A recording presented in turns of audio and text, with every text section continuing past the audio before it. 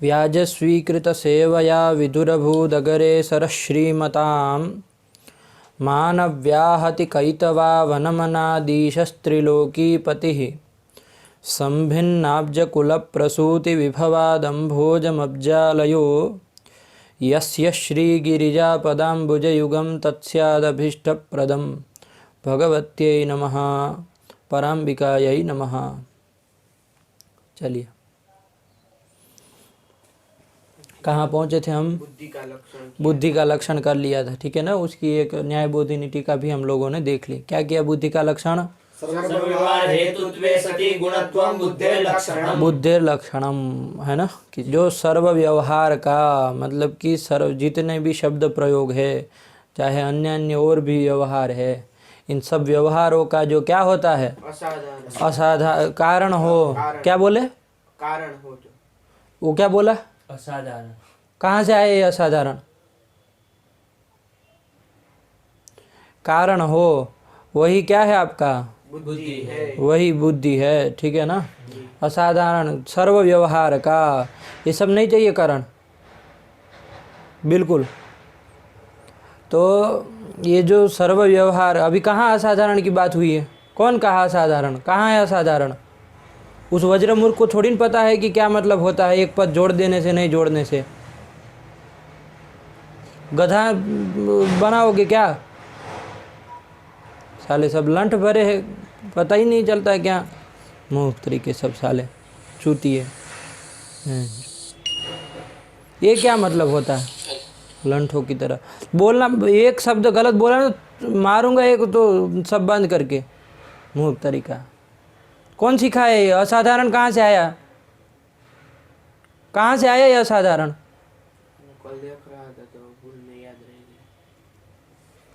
याद करने के लिए नहीं, आप समझाओ, बोलो, उससे मतलब नहीं। अभी बात आई कोई तो उसको विवेक है क्या उसको कि क्या कब नहीं बोलना, नहीं बोलना है? साले बड़े विचित्र लोग भरे हैं इधर। तो लंठ उसके लिए तो मर रहे, अभी टीका बाकी है दूसरी।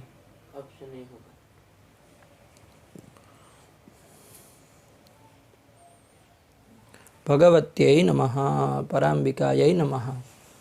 चलिए, तो हम लोगों ने कल बुद्धि का लक्षण देखा, ठीक है ना। क्या किया बुद्धि का लक्षण? लक्षणम, ठीक है ना। तो सर्व व्यवहार हेतुत्वे सति गुणत्वम, कि भाई जो सर्व व्यवहार का शब्द प्रयोग आदि का हेतु हो और गुण हो, उसी को क्या कहते हैं? बुद्धि कहते हैं, ठीक है। क्योंकि जो आपका शब्द प्रयोग है वो बिना ज्ञान के हो नहीं सकता है। अतः शब्द प्रयोग के प्रति जो कारण है वो कौन है?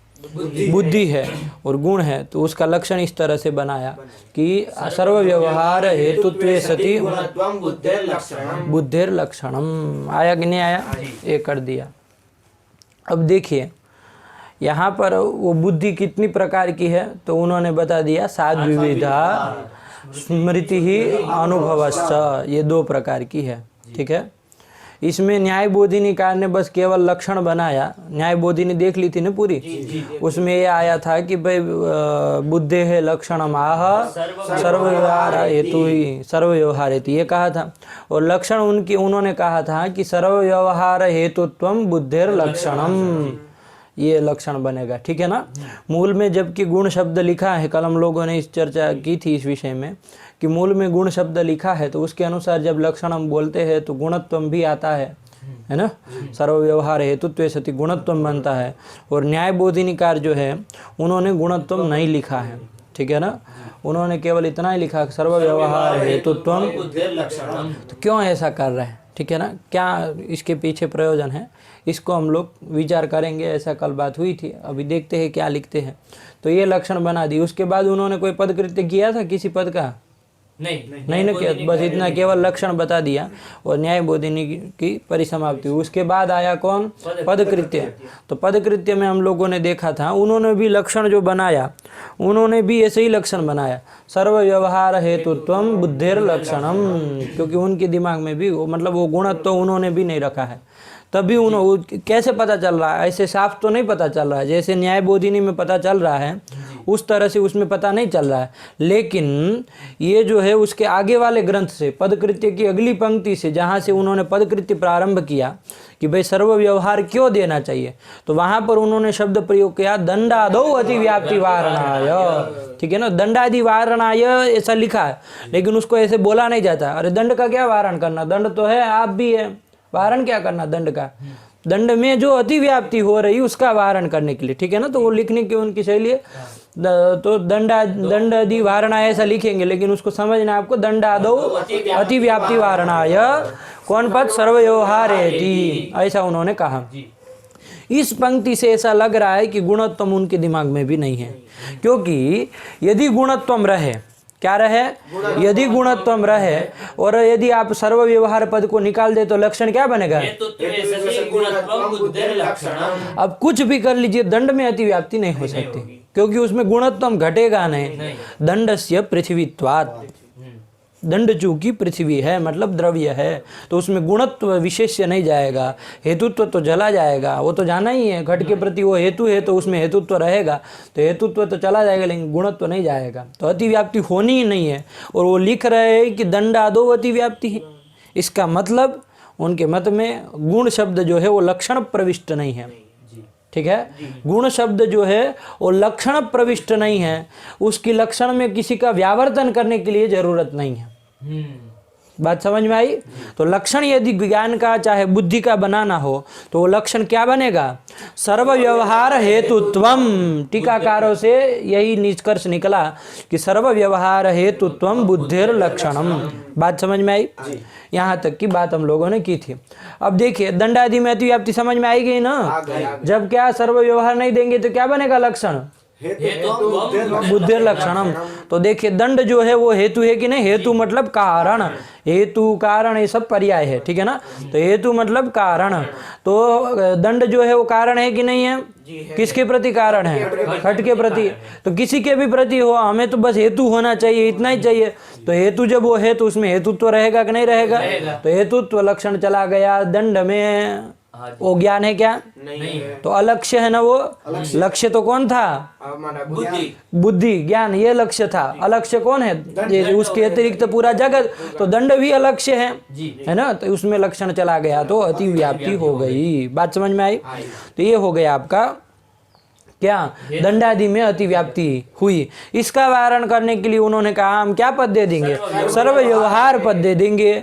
जब सर्व व्यवहार पद दे देंगे तो क्या होगा, सर्व व्यवहार हेतुत्वम बुद्धिर लक्षणम। तो पूछा कि भाई साहब सर्व व्यवहार हेतुत्वम बुद्धिर लक्षणम ये आपका दंड में नहीं घटेगा, है ना, नहीं घटेगा ना, सर्व व्यवहार हेतुत्वम नहीं घटेगा, क्योंकि ये दंड जो है वो घट के प्रति कारण है, सर्व व्यवहार के प्रति कारण नहीं है, शब्द प्रयोग के प्रति वो कारण नहीं है। क्या नहीं है कि भाई घट का वो घट रहे तभी शब्द प्रयोग हो, ऐसा नहीं ना है, बिना घट के भी लोग शब्द प्रयोग सब व्यवहार करते कि नहीं करते हैं। ठीक है ना, तो सर्व व्यवहार हेतुत्वम बुद्धि लक्षण ये लक्षण बना दिया। तो सर्व व्यवहार पद क्यों दिया, अतिव्याप्ति वारणाय। ठीक है ना, चलिए दंड में अतिव्याप्ति कब होगी, यदि सर्व व्यवहार पद न दे लक्षण में, तब। ठीक है ना, हेतुत्वम इतना ही लक्षण बनाए तब। बात समझ में आई? किसी भी तरह से घुमाए बात वही है। ठीक हुआ, चलिए ये कर दिया, फिर पढ़ो, यहाँ तक तो हो ही गया था, इसके बाद चलना है। चलो, दंडादि वारणाय सर्व व्यवहारेति, ठीक, कालादि वारणाय असाधारण। देखो हेतु मतलब क्या होता है, समझिए, इस पंक्ति को समझने से पहले थोड़ी बात समझिए। हेतु मतलब क्या होता है, कारण। ठीक है ना, कारण हमारे न्याय शास्त्र में दो तरह के होते हैं, कारण हमारे शास्त्र में दो तरह के होते हैं। क्या क्या, साधारण कारण और असाधारण कारण, ये दो तरह के कारण है। ठीक है ना, अब प्रश्न होगा कि भाई साधारण कारण किसको कहते हैं, असाधारण कारण किसको कहते हैं, इसको समझना पड़ेगा ना, तभी तो समझ पाएंगे भेद उनका क्या है। तो साधारण कारण किसको कहते हैं, पहले इसको समझा जाए, फिर उससे भिन्न जो होगा वो असाधारण कारण हो जाएगा, समझ में आ ही जाएगा। तो साधारण कारण किसको कहते हैं, तो कार्य सकल कार्यम प्रति यत् कारणम तत्साधारणम कारणम। सकल कार्यं प्रति यत् कारणं तत्साधारण कारणम। दुनिया में जितने भी कार्य है ना, कार्य मतलब उत्पन्न होने वाले पदार्थ जितने भी है, सबके प्रति जो कारण हो उसको क्या कहते हैं? साधारण कारण। साधारण कारण का मतलब ये नहीं कि उसके बिना भी काम चल जाएगा, ऐसा मत अर्थ निकालिएगा। लोग साधारण कारण मतलब ऐसा कि भाई वो साधारण, उसकी जरूरत नहीं है, उसके बिना भी हो जाएगा, ऐसा लोगों के मन में दिमाग में भरा हुआ हो। साधारण कह दिया तो मतलब अरे ये तो साधारण आदमी है, तो मतलब वो उपेक्षणीय हो जाता, ऐसा नहीं, उसके बिना कुछ होना नहीं है ना, वो तो चाहिए ही चाहिए। लेकिन वो साधारण कारण किसको कहते हैं? कि जो सकल कार्य के प्रति, दुनिया के जितने भी कार्य है ना, जो भी उत्पन्न होने वाले पदार्थ है उसके प्रति वो क्या है? कारण है। उसको क्या कहते हैं? साधारण कारण कहते हैं। बात समझ में आई? इसके ये साधारण कारण। असाधारण कारण किसको कहेंगे फिर? तो कहा कि भाई देखो, जो कार्य विशेष के प्रति, कोई यत्किंचित कार्य के प्रति जो कारण होता हो उसको क्या कहेंगे? असाधारण कारण। कार्य विशेषम प्रति यत् कारणम तद असाधारणम कारणम। आया कि नहीं आया? साधारण कारण क्या कहेंगे? सकल कार्यं प्रति यत् कारणं तत् साधारण कारणम। ठीक है ना? कार्य सामान्यम प्रति, सकल कार्यम प्रति, जो भी शब्द प्रयोग करिए, कार्य सामान्यम प्रति मतलब कार्य सामान्य मतलब क्या? सकल कार्य।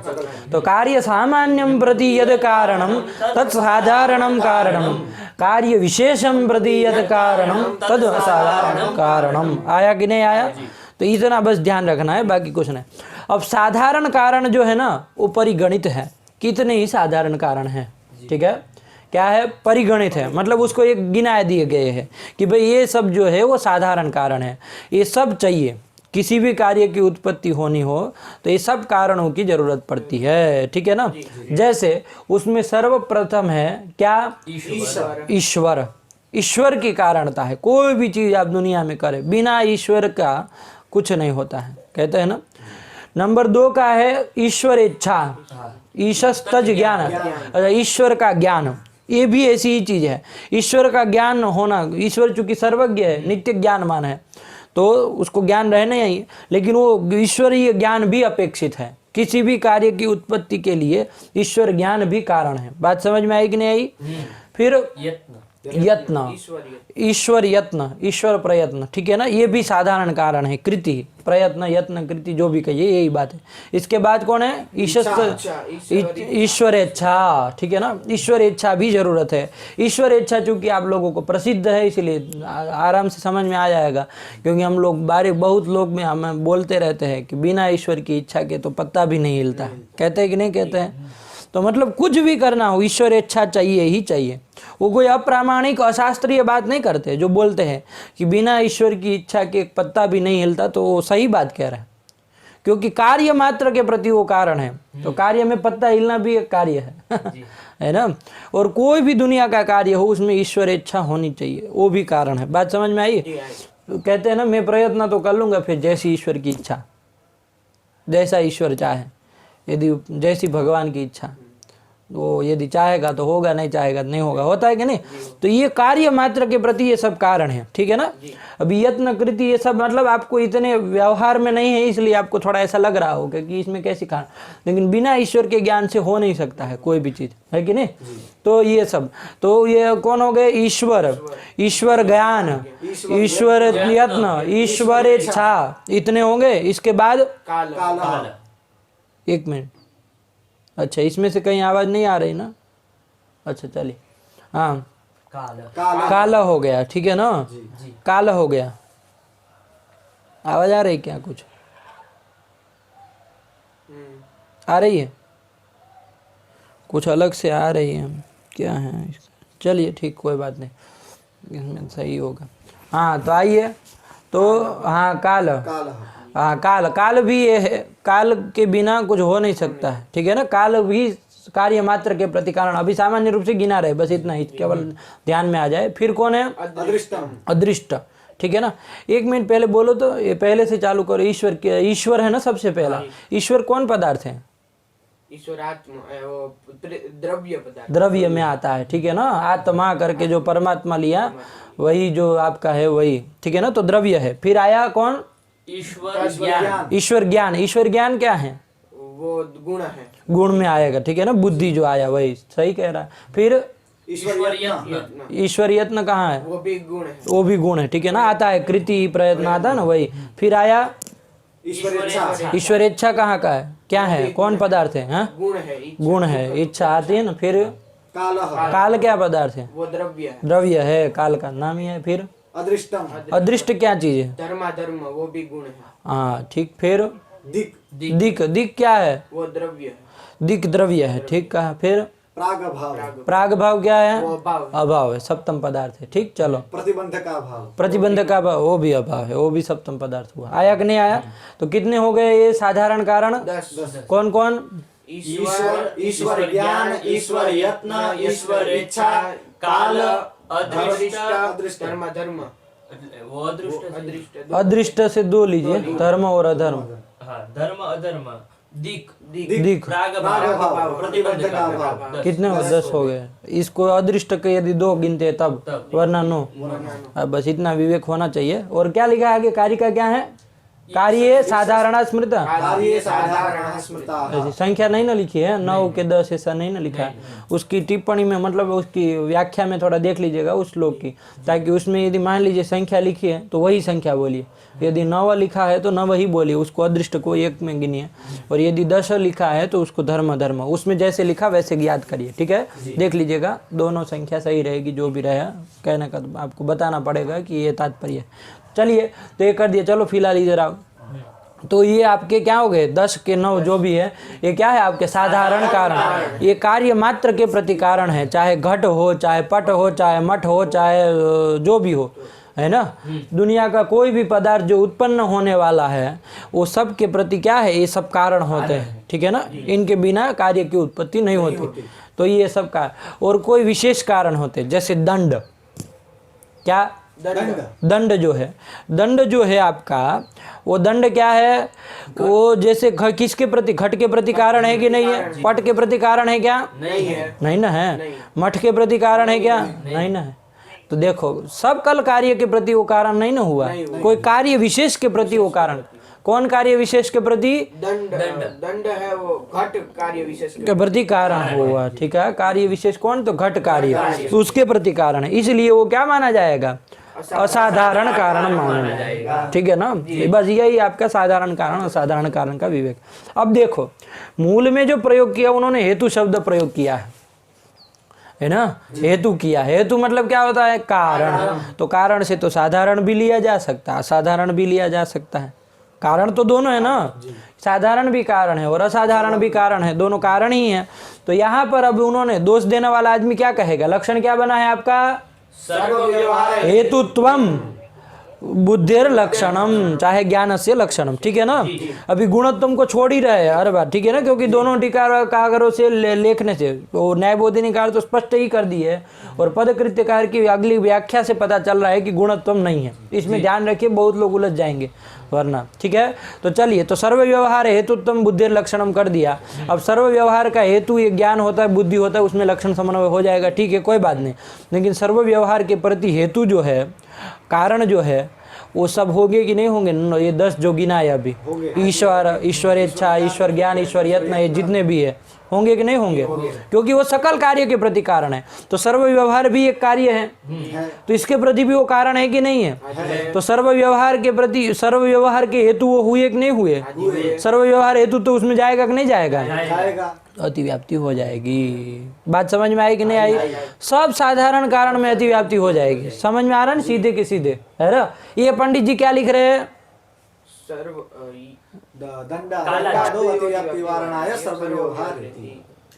अरे मूर्ख तरीका वो हो गया, उसके आगे बढ़ोगे कि जिंदगी भर यहीं रहोगे?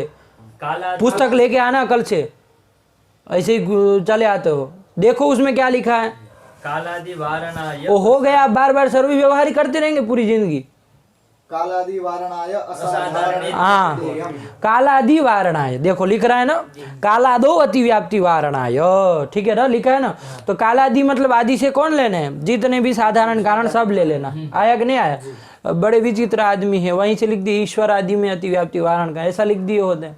काल पर्यंत क्या जाने की जरूरत थी, गिने हैं ना क्रम से, तो उसमें सबसे पहला कौन है साधारण कारण में, ईश्वर है। तो एक क्रम होता है, तो ईश्वर आदि में अतिव्याप्ति कह देनी चाहिए ना, जी जी नहीं कहनी चाहिए थी, लेकिन काल आदि कह दिया, चलो कोई बात नहीं। काल आदि से वो कोई ऐसा क्रम थोड़ी न बधा हुआ है कि इसके बाद यही है ना, ये तो एक परिगणन करने का, श्लोकबद्ध करने का एक तरीका था, बाकी वैसा कोई क्रम नहीं है इस तरह का कि भाई तो इसलिए काल आदि में कोई समाज बमाज भी बवाल मत करिएगा। काल आदि मतलब काल आदि, वो द्रव्य से लिया है ऐसा, मतलब तो ईश्वर कौन सा मतलब अभाव है, वो आत्मा में आता है ना, तो पहले काल आ गया फिर आत्मा, એટલે वो ईश्वर को ले लिया। अच्छा इस तरह से कह रहे हो, अच्छा उधर से लिया, तो ऐसे भी करिए कोई दिक्कत नहीं, ऐसे द्रव्य से गिनना चालू किया तो उसमें सर्वप्रथम काल आ गया, ये भी कह सकते, ठीक कहा। चलो तो ये काल आदि से लिए, आया कि नहीं आया, तो ये ले ले, बाकी कोई वो नहीं। आप कहिए साधारण कारण है अतिव्याप्ति वारणाय, क्या देना चाहिए, तत्र असाधारण असाधारणम इत्यपि देयम।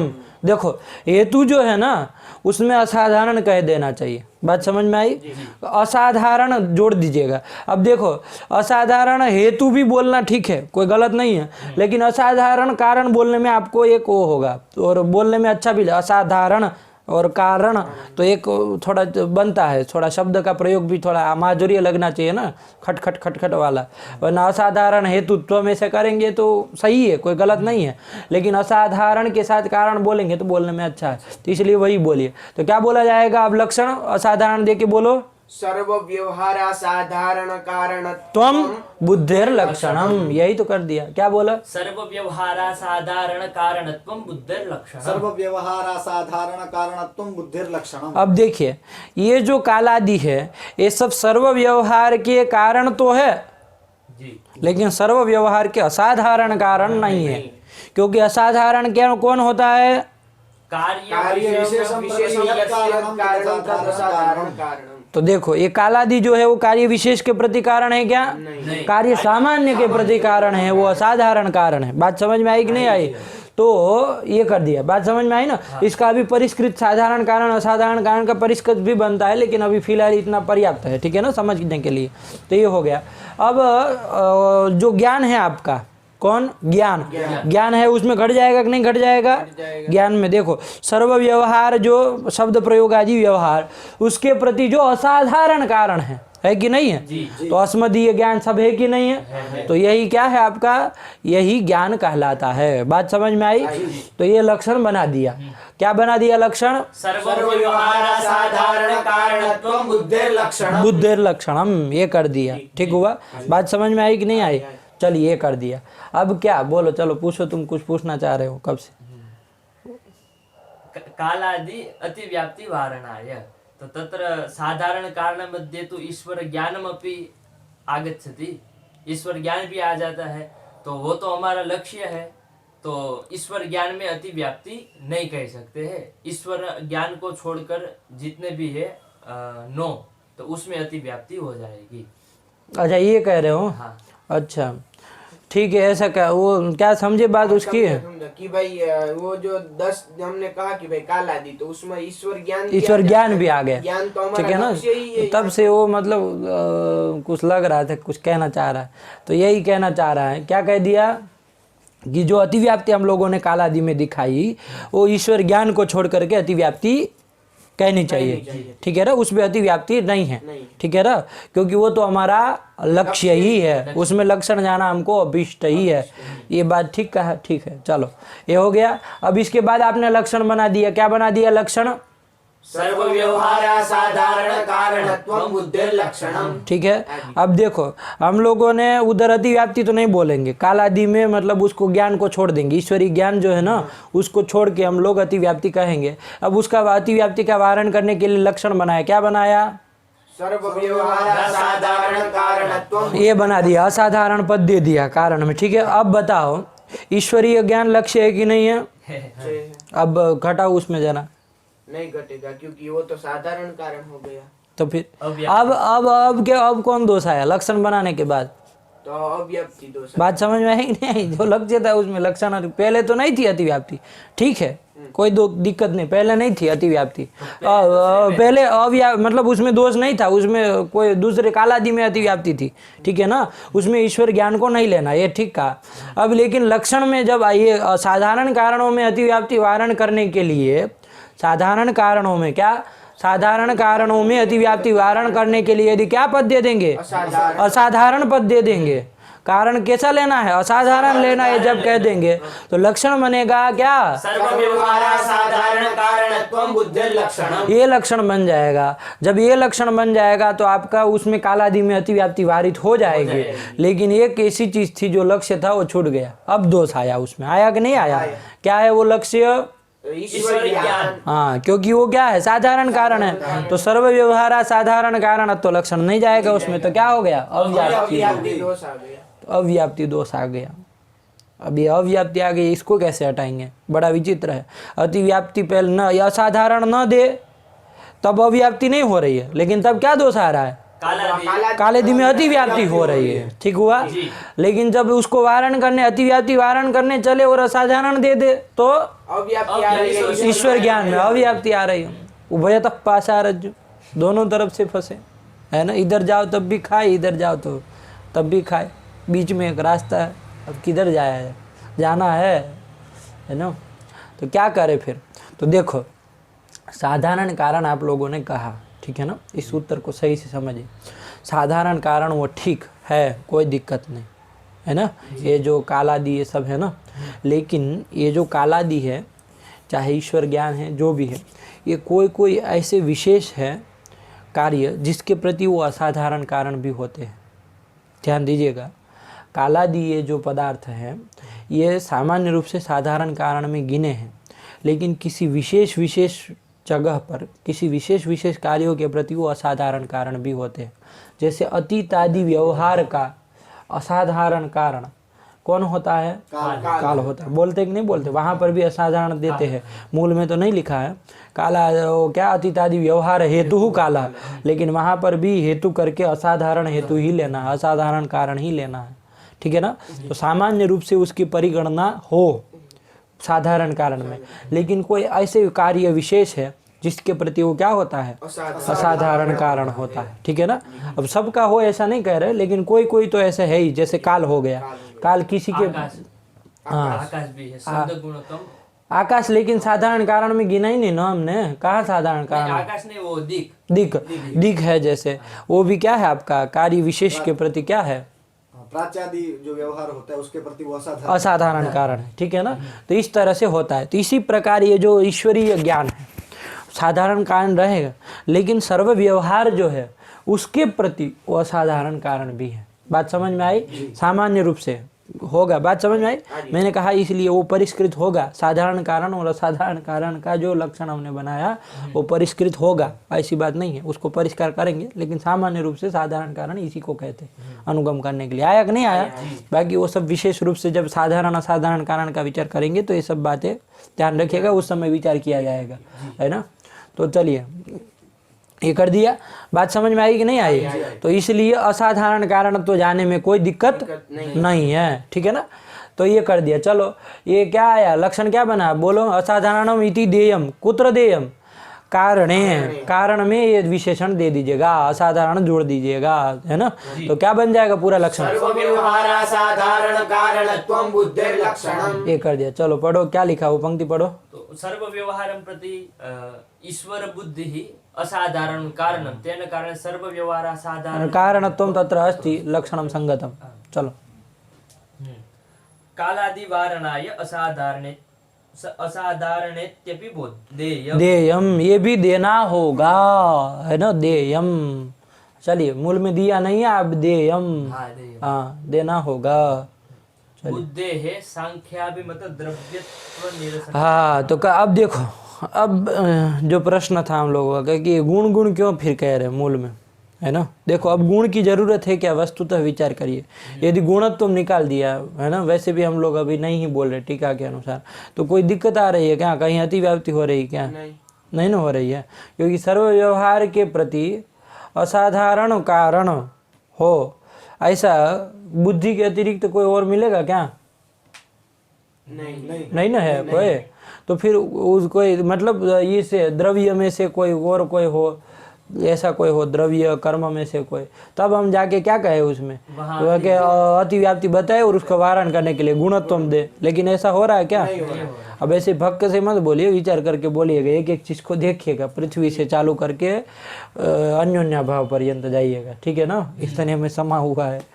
तो ये सब देखिएगा एक एक में कि ऐसा हो नहीं ना रहा है। ऐसा यदि कहीं लगता है ऐसा है तो फिर विचार करिए। और गुण में भी देखिएगा, ऐसा नहीं कि गुण में मतलब नहीं देखना, गुण में भी देखिए, तब तो और परेशानी हो जाएगी। यदि गुण में ऐसा कोई मिला तब तो और परेशानी, क्योंकि गुणत्व से वो वारित नहीं होना है कि नहीं। लेकिन उसको देखिए, ये सब विचार करने के शास्त्र। ऐसा नहीं कि उन्होंने लिखा है तो फिर हम लोग बस हो ही गया वो पंडित, ऐसा नहीं। आप लोग अपने से विचार करिए। कहीं यदि तर्क आपका लगता है कि ऐसा ऐसा ये पदार्थ है कि जो सर्व व्यवहार के प्रति कारण हो सकता है, तो फटाक से उठा दीजिए उसको, है कि नहीं है? फिर उसमें देखा जाएगा, विचार किया जाएगा। ये विचार का ही ये शास्त्र है, ठीक है ना? जितना आप चिंतन मनन करेंगे उतना ज़्यादा पकड़ पाएंगे। चलिए आया तो ये कर दिया। अब कहाँ पहुँचे हम?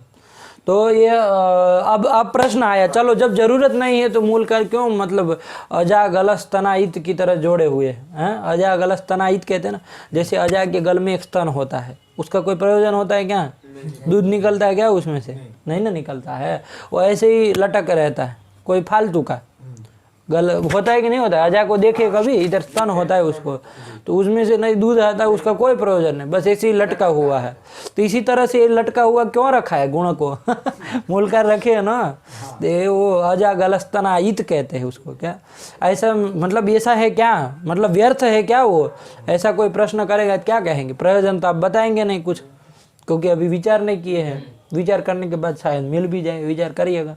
लेकिन फिलहाल क्या समाधान दिया जाए? ये गुणत्व मूल में क्यों कहा गया है? क्योंकि कोई व्यावर्त्य तो है नहीं इसका, है क्या? नहीं। देखिए पृथ्वी जो है वो सर्व व्यवहार के प्रति कारण है। एक बार देख ही लीजिए फटाफट। पृथ्वी जो है वो सर्व व्यवहार के प्रति असाधारण कारण है क्या? नहीं। पृथ्वी नहीं ना है, ठीक है। वो शब्द प्रयोग के लिए पृथ्वी की जरूरत पड़ती है, ऐसा है क्या? नहीं। पृथ्वी के बिना शब्द प्रयोग नहीं होता, ऐसा नहीं। पृथ्वी जल तेज वायु आकाश काल दिग आत्मा मन, इसमें से किसी की जरूरत पड़ती है क्या? बिना उसके काल इत्यादि की जरूरत पड़ती है, लेकिन असाधारण कारण। तुम तो क्यों फिर बवाल कर रहे हो? वो तो कह दिया ना, अब हो गया, फिर उसको क्यों अटक? तुम्हारे वहीं घंटी अटकी हुई क्या कालाजी में? उसके लिए असाधारण, इसलिए तो असाधारण कारण पूछ रहा हूँ, कारण थोड़ी ना पूछ रहा हूँ। वो दे दिया, उसके बाद ही विचार करना है। अब वहीं रहोगे तो फिर काल में ही रहते जाओगे। बात समझ में आई? तो इस तरह से कोई भी मिलेगा नहीं। तो फिर ये गुणत्व रखा क्यों है? प्रश्न ये है मूल में, ठीक है ना? गुण है ये क्यों कहा है? तो उसके लिए वो पदकृत्यकार उत्तर दे रहे हैं, बहुत अच्छा उत्तर दे रहे हैं। देखो क्या कह रहे हैं। बुद्धेः सांख्याभिमत द्रव्यत्व निरसनाय गुण इति। सांख्य दर्शन के अनुसार, हमारे जो भारतीय 6 दर्शन हम कहते हैं उसमें एक अन्यतम दर्शन है सांख्य दर्शन, और शायद जहाँ तक हमको पता है वहाँ तक सबसे प्राचीन, जैसे गुरुमुख से सुनते आए, सबसे प्राचीन दर्शन वही है सांख्य दर्शन, ऐसा आचार्य लोग बताते हैं, ठीक है ना। तो वो सांख्य दर्शन में बुद्धि जो है वो क्या द्रव्य रूप मानी, क्या मानी है? द्रव्य रूप मानी। मतलब वहाँ पर बुद्धि भी कुछ अलग तरह की है, उसका कुछ अलग काम है, अलग उसका प्रक्रिया है, लेकिन वो द्रव्य मानी गई है वहाँ पर, है ना। इस तरह से साक्षात लिखा न हो कि बुद्धि द्रव्य है, इस तरह से न लिखा हो। पंचविंशति तत्व मानते हैं ना? कौन पंचविंशति पता है? प्रकृति महान प्रकृतिर्महस्ततो अहंकारः ये तस्मात् उत्पत्ति वाला प्रक्रिया थोड़ी न पूछ रहे हैं। गिना सकते हो 25 तत्व सांख्य के मत में, उंगली से क्रम से गिनाते चलना। अरे गिना न भाई, प्रकृति ही महत तत्व ही बुद्धि तत्व है, ये ध्यान रखिएगा। महत जो बोल रहे हैं ना वही बुद्धि है। तो प्रकृति बुद्धि, फिर अहंकार, पंच ज्ञानेंद्रिय, पंच ज्ञानेंद्रिय, पंच कर्मेंद्रिय और एक मन, तो एकादश इंद्रिया वो हो गए। फिर प्रकृति बुद्धि और अहंकार, ये 3 ठो हो गए, तो 11 3 14 हो गए। फिर पंच तन मात्रा, तो 13 5 13 नहीं 14 5 19, और 5 क्या 5 पंच महाभूत, और 24 हो गए, और एक पुरुष हो गया। यही 25 तत्व है, ठीक है ना। ऐसे क्या ना रखो, कहाँ तुम आधा घंटा लगाओगे यहाँ तक पहुँचते पहुँचते। तो ये 25 तत्व हो गए, ठीक है। तो ये पंचविंशति तत्वानि सांख्य मत है, उसमें एक बुद्धि नाम का भी एक पदार्थ है। तो सांख्याभिमत जो ये बुद्धि है उसका निरसन करने के लिए, हमारे यहाँ बुद्धि कुछ अलग है, इस बात को बताने के लिए उन्होंने क्या रखा है, गुण इति, कि सांख्य लोग उसको द्रव्य मानते होंगे, लेकिन हमारे यहाँ ये क्या चीज है, गुण है। ठीक है ना, बात समझ। तो इसीलिए गुण इति पदम, गुण ये पद दे दिया। वो कोई किसी कहीं अतिव्याप्ति का वारण करने के लिए वो पद नहीं है, व्यावर्तन करने के लिए वो गुण पद नहीं है। बात समझ में आई? इसीलिए न्याय बोधिनी के भी उसको नहीं लिखे, लक्षण जब लिखे तो गुणत्तम को छोड़ दिए, क्योंकि लक्षण में फालतू की चीजें नहीं आती। एक भी व्यर्थ पद नहीं होना चाहिए, एक भी व्यर्थ पद नहीं होना चाहिए कि चलो बोलने में अच्छा लग रहा है, गुण तो है ही ना, बोल दिया जाए। ऐसे इसमें आनंद लेने के लिए, मजे लेने के लिए ये सब नहीं होता है ना। इसमें जितना जरूरी है उतना, एक एक चीज को, एक एक वर्ण का पदकृत्य देखा जाएगा आगे जाके। ठीक है ना, तो चलिए ये सब होगा, तो ध्यान से बोला करो, इसलिए कहते हैं एक एक शब्द में। ठीक, तो चलिए हो गया क्या, बुद्धेः सांख्याभिमत मत द्रव्यत्व निराशाय गुण इति, आया कि नहीं आया? ठीक, और यहाँ वहां पर बुद्धि कुछ अलग तरह की है ना।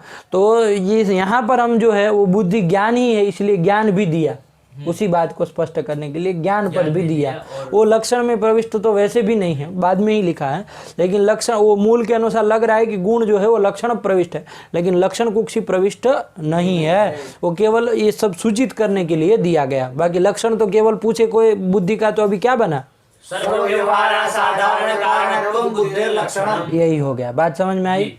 ये कर दिया। अब आगे लिखा कुछ पदकृत्य हो गया। हाँ चलो ये कर दिया। ठीक, यहाँ तक समझ में आया ना? कोई प्रश्न नहीं? चलो, तो ये हो गया। ये बुद्धि जो है वो कितने प्रकार की है, दो प्रकार की है। ज्ञान जो है दो प्रकार का है, स्मरण और अनुभव। बात समझ में आई? स्मरण और अनुभव। स्मरण और अनुभव को सही से समझिए क्या चीज है। ठीक है ना, स्मरण और अनुभव में अंतर समय क्या हुआ है इसका, अरे वो समाप्त हो रहा है 7:50।